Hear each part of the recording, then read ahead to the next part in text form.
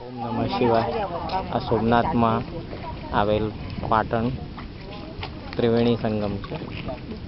અહીંયા 3 નદીઓનો સંગમ થાય છે। 7 પક્ષની અંદર અહીંયા બધા સ્નાન કરવા માટે આવે છે। અત્યારે અહીંયા પાણી આવેલું છે, પણ આ પાણી બહુ જ ગંદુ છે અને 7 પક્ષમાં અહીંયા બધી તર્પણ વિધિ થતી હોય છે। આ ત્રિવેણી સંગમ પ્રભાસ પાટણ તરીકે ઓળખાય છે અને અત્યારે અહીંયા કોઈ ભીડભાડ નથી, નહીં તો 7 પક્ષની અંદર બહુ જ ગર્દી અહીંયા રહેતી હોય છે।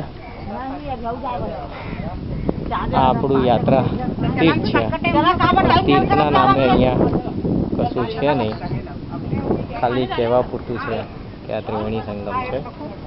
અને અમે અત્યારે સોમનાથ તીર્થ દર્શન માટે નીકળેલા છે। એમાં અમે બાણગંગા અને ભાલકા તીર્થ એ 2 જગ્યા જોઈ લીધી છે।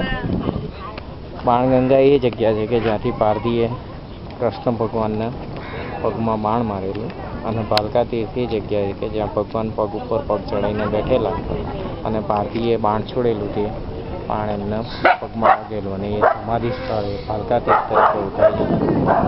અને એ સ્થળ જોઈને અમે અત્યારે અહીંયા ત્રિવેણી સંગમ ઉપર આવ્યા છે।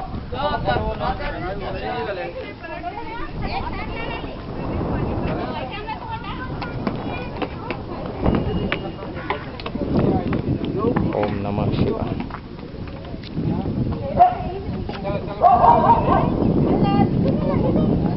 શું કરી આલેનું બેન? પગ પલાળ્યા ત્રિવેણી સંગમમાં?